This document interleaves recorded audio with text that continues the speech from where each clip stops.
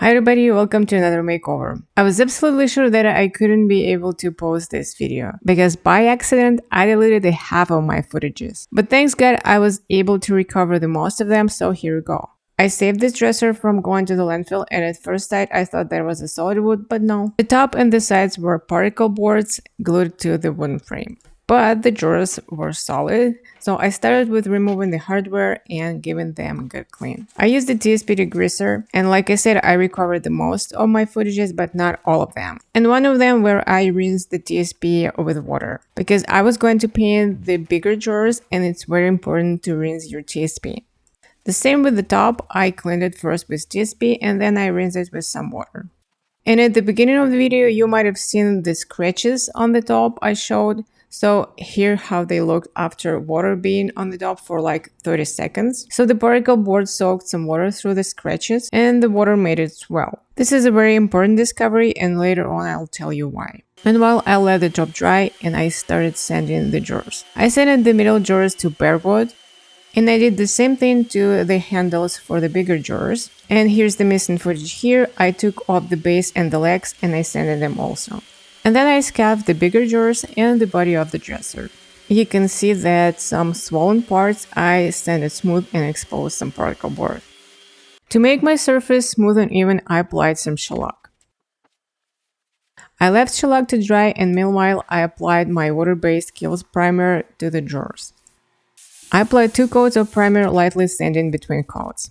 Once shellac dried, I sanded it smooth with 220 grit, and then I applied a water-based primer. And that's why to discover those swollen cracks was really important, because I used a water-based primer. And if I started scuff sanding without cleaning and then applied a water-based primer, these cracks would swell under the layer of primer.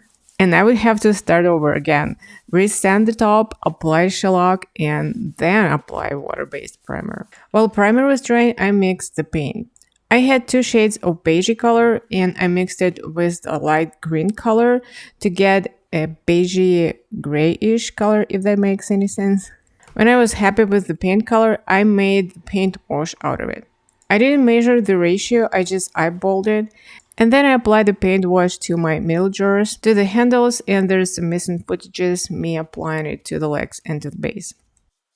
Once the primer was dry, I sanded it smooth with 320 grit sandpaper, and then I applied my paint. I applied 2 coats of the paint to my drawers, and I did the same thing to the body of the dresser.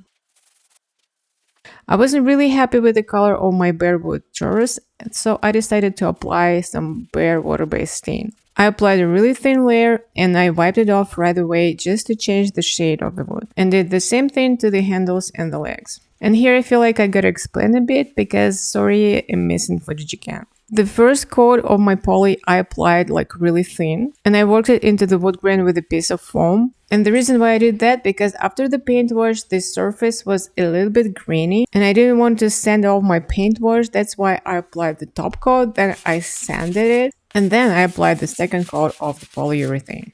To seal my painted drawers and the body of the dresser, I used the same polyurethane, but I mixed it with some leftovers of my paint.